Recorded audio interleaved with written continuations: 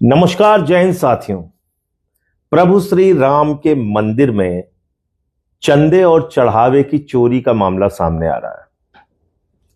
लगातार यह कहा जा रहा है कि इसमें यह भ्रष्टाचार सामने आया, वो भ्रष्टाचार सामने आया, शिलाएं चोरी हो गईं, आभूषण चोरी हो गए, दान पात्र चोरी हो गया, निर्माण में अनिल मिश्रा 40% कमीशन मांगता था।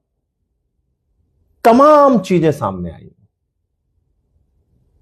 यहां तक कि जो कर्मचारी इस भ्रष्टाचार में लिप्त थे, उनके घरों में लिफ्ट लग गई है। करोड़ों करोड़ के प्लॉट खरीद रहे हैं वो लोग। आपको लगता है ये सब एक दिन में हुआ होगा? ये अचानक हो गया और अचानक अब ये सारे खुलासे हो रहे हैं प्रभु श्री राम के मंदिर में चोरी के। आपको क्या यकीन है कि ये एक दिन में हुआ है? बिल्कुल नहीं, क्योंकि जो खबरें अब सामने आ रही हैं, इसमें वो लोग सामने आ रहे हैं जो 2020 की, 18 की, 19 की पहले की घटनाओं का जो जिक्र कर रहे हैं, उससे भी पहले की चोरी का जिक्र कर रहे हैं। यानी एक लंबे समय से यह भ्रष्टाचार चल रहा था और ट्रस्ट के बनने के बाद उस भ्रष्टाचार को सुनियोजित गैंग की तरह ऑपरेट किया गया। इस ट्रस्ट में था कौन? इस ट्रस्ट में चंपत राय जी हैं, जिनको कहा जाता है कि बड़े निष्ठावान हैं, बड़े ईमानदार। अभी उनकी ईमानदारी की गाथा बताऊंगा आपको। इस ट्रस्ट में तमाम विश्व हिंदू परिषद, आरएसएस से जुड़े हुए लोग हैं, बीजेपी से जुड़े हुए लोग हैं, और इसमें साथ ही साथ नरेंद्र मोदी जी के प्रतिनिधि के तौर पे सरकार का व्यक्ति भी काम करता है। जब ये ट्रस्ट बना तो कौन था वो सरकार का व्यक्ति, आपको पता है? उसका नाम है ज्ञानेश कुमार। जी हां, ठीक सुना आपने। जो अभी पूरी दुनिया में प्रचलित है, प्रचारित है, वोट चोर के नाम से, उसी के जमाने में चंदा चोरी हुई, जमीन के घोटाले हुए। क्या नाम था उसका? ज्ञानेश कुमार। वो केंद्र सरकार के प्रतिनिधि के तौर पे जमीन की खरीद से लेके और प्रभु श्री राम के मंदिर तीर्थ क्षेत्र के विकास के सारे कामों में ट्रस्ट के साथ सरकार की ओर से सहयोग कर रहा था। क्या सहयोग कर रहा था? जमीनों को खरीदने में, विकास के कार्यों में क्या सहयोग कर रहा था? यही जमीन का घोटाला जो हो रहा है, जो सामने आया अब है। 2023 में जमीन खरीद का घोटाला, 2024 में जमीन खरीद का घोटाला, 2021 में जमीन खरीद का घोटाला। ये सारे घोटाले उस दौरान हुए, याद रखिएगा, जब ज्ञानेश कुमार चंपत राय के साथ ट्रस्ट में मेंबर था। और भी मेंबर थे उसमें, किसी का कोई लेना देना नहीं। तो क्या ज्ञानेश कुमार की जांच नहीं होनी चाहिए? जो प्रधानमंत्री नरेंद्र मोदी, ईडी पार्टी के जो मुखिया हैं, उनके प्रतिनिधि के तौर पे वो काम कर रहा था। उसके जमाने में ये सब भ्रष्टाचार की कहानियां हुई हैं। और ये जांच अब तत्काल एक चढ़ावे में चोरी की जांच तक सीमित नहीं रह गया है। ये जांच होनी चाहिए जब से ये ट्रस्ट बना तब से लेके अब तक की तमाम जो घटनाएं हैं उसकी जांच होनी चाहिए। और उससे पहले भी अगर चंदा चोरी का कोई मामला सामने आया है, आभूषण के चोरी का कोई मामला सामने आया है, शिलाओं की चोरी का कोई मामला सामने आया है, तो उसकी जांच होनी चाहिए। जब यह मामला सामने आया तो सबसे पहले इसको लेकर अखिलेश यादव जी ने ट्वीट किया कि 7 करोड़ रुपए की चढ़ावे में चोरी हो गई है। उनको गालियां दी गई। फिर और भी बहुत सारे लोग बोले, मैंने भी इस पे बोला, हम लोगों को गालियां दी गई। यहां तक कि अखिलेश यादव जी की बेटी के बारे में अभद्र टिप्पणियां की गई, जो भारतीय जनता पार्टी का, ईडी पार्टी का चलन है काम करने का। और पूरी की पूरी बीजेपी सड़कों पे आ गई कि साहब बिल्कुल कैसे इन्होंने चढ़ावे में चोरी का आरोप लगा दिया, कैसे चंदा चोरी का आरोप लगा दिया। ऐसा मालूम पड़ा कि भूचाल आ गया, अचानक कुछ हो गया। अरे बेईमानो, ये अचानक कुछ नहीं हुआ है। तुम लोग वास्तव में चंदा चोर हो, और बार बार मैं इस बात को कह रहा हूं कि महमूद गजनवी ने सोमनाथ का मंदिर लूटा था और भारतीय जनता पार्टी ने राम का मंदिर लूटा है। और ये बात इसलिए मैं कह रहा हूं कि मैं पहला व्यक्ति था जिसने प्रभु श्री राम के मंदिर में जमीन के नाम पर हुए घोटाले का खुलासा किया था। क्या था वो मामला, याद फिर से आपको याद दिला देता हूं। रवि पाठक, कुसुम पाठक नाम के दो लोगों से सुल्तान अंसारी ने जमीन खरीदी, और इस पूरे खरीद के मामले में ऋषिकेश उपाध्याय, जो भारतीय जनता पार्टी का मेयर था, वो शामिल था। 2 करोड़ में जमीन खरीदी जाती है।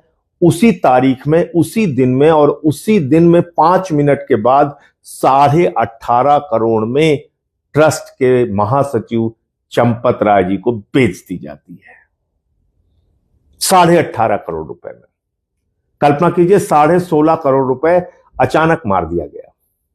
फिर अभी मैंने एक जमीन के भ्रष्टाचार का मामला खोला, जिसमें महंत मुरलीदास से 3 करोड़ की जमीन चंपत राय 24 करोड़ में खरीदते हैं, नजूल की जमीन।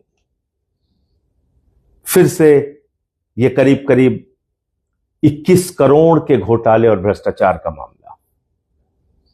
फिर तीसरा मामला, अभी मैंने कल उसकी जानकारी दी मीडिया के मित्रों को, जिसमें 9 करोड़ की जमीन चंपत राय ने 55 करोड़ 47 लाख रुपए में खरीदी।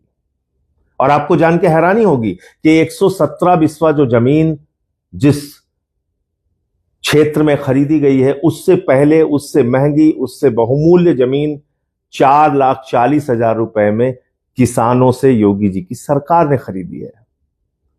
लेकिन चंपत राय ने आलोक बंसल से जो जमीन खरीदी, वो खरीदी है 47 लाख रुपए बिस्वा। सरकार ने जो जमीन खरीदी किसानों से, वो खरीदी 4,40,000 रुपए बिस्वा। आप कल्पना कीजिए कितने 100%, कितने 1000% का भ्रष्टाचार हुआ है, कितनी जबरदस्त लूट हुई है। और ये सब कुछ प्रभु श्री राम के नाम पे चल रहा है।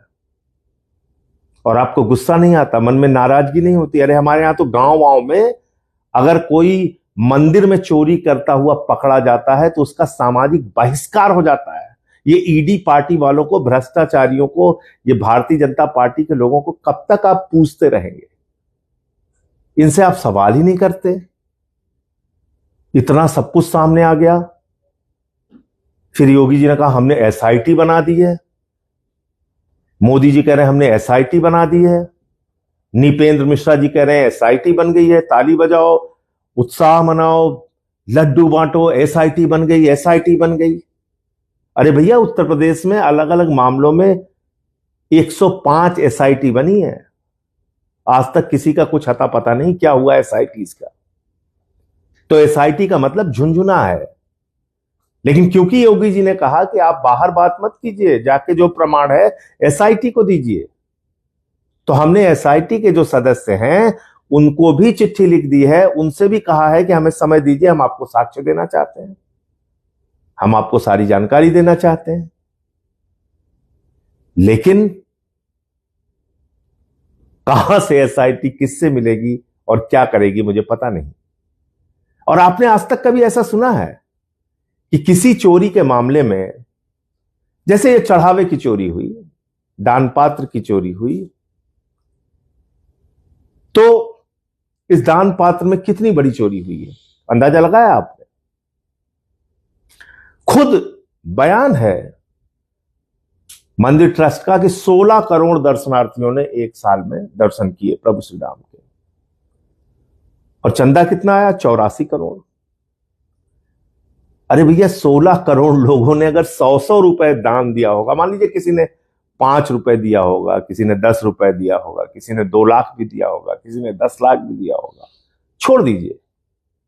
लेकिन अगर एवरेज आप मान लीजिए, औसतन मान लीजिए 100 रुपए भी एक श्रद्धालु से दान पात्र में दान आया, चढ़ावा आया, तो इसका मतलब कितना हो गया? 1600 करोड़ रुपए। और दिखाया कितना जा रहा है चढ़ावे में? 84 करोड़ रुपए। उसमें भी भ्रष्टाचार। उसमें भी लूट, बड़े पैमाने पर लूट। जब ये चढ़ावे में दान पात्र में चोरी का मामला आया तो कुछ जगहों पर छापे पड़े। अविनाश शुक्ला के पास से 5 लाख रुपए बरामद हुए। लवकुश मिश्रा के घर में गोबर के कंडे में 15 से 20 लाख रुपए बरामद हुए। ऐसे ऐसे तमाम लोगों से पैसे बरामद हुए, लाखों करोड़ों रुपए बरामद हुए। कोई कार्रवाई नहीं, किसी की गिरफ्तारी नहीं, कोई जेल नहीं भेजा गया। क्या आपने कभी आज तक ऐसा देखा है कि किसी चोर के बारे में जानकारी मिले कि उसने चोरी की है और उस चोर से माल भी बरामद हो जाए, फिर भी उसकी गिरफ्तारी ना हो? तो आप इस एसआईटी से क्या उम्मीद कर सकते हैं, जिसके बारे में निपेंद्र मिश्रा पहले ही कह रहे हैं कि भाई चंपत राय जी तो बड़े पवित्र और साफ आदमी हैं। गड़बड़ी हुई है, वो कह रहे हैं, घोटाला हुआ है, डाका डाला गया है, लेकिन चंपत राय जी तो बड़े शरीफ और अच्छे आदमी हैं। तो 2 करोड़ रुपए की 18.5 करोड़ में जमीन खरीदना, ये चंपत राय जी की ईमानदारी है क्या? 3 करोड़ की जमीन 24 करोड़ में खरीदना, ये चंपत राय जी की ईमानदारी है क्या? 9 करोड़ की जमीन 55 करोड़ 47 लाख में खरीदना, ये चंपत राय जी की जिम्मेदारी है क्या और ईमानदारी है क्या? तो आप समझ सकते हैं कि इस पूरे भ्रष्टाचार में चंपत राय जी से लेके ऊपर से लेके नीचे तक सारे लोग शामिल हैं। और ये ट्रस्ट किसके द्वारा बनाया गया है? सुप्रीम कोर्ट के द्वारा बनाया गया है, प्रधानमंत्री नरेंद्र मोदी ने बनाया है, अपने चहेते लोगों को बिठाया है। ये ईडी पार्टी को लूट का माल जा रहा है, ये आरएसएस को लूट का माल जा रहा है। मैं तो कह रहा हूं सीधे अयोध्या से नागपुर तक एक एक्सप्रेसवे बनाइए, टोल फ्री, मंदिर को लूटो और सीधे लेके जाओ आरएसएस के मुख्यालय पर, बांटो मिलके आरएसएस और बीजेपी ईडी पार्टी के लोग। मैं आप सबसे एक ही बात कहना चाहता हूं, ये करोड़ों हिंदुओं की आस्था पर चोट पहुंचाने की कार्रवाई है। जैसे कालनेमी राक्षस भेष बदल के आया था और उसने सबको ठगा था, Bharatiya Janata party, ED party धर्म की बात करके, प्रभु श्री राम की बात करके, हिंदू धर्म की बात करके आपको भी ठगने का काम कर रही है, आपको भी लूटने का काम कर रही है। कहते हैं ना, जागो हिंदू जागो। मैं भी आपसे कह रहा हूं, जागो हिंदू जागो, अपने धर्म को बचाओ, अपने मंदिरों को बचाओ और इन बेईमानों से छुटकारा पाओ। जय हिंद।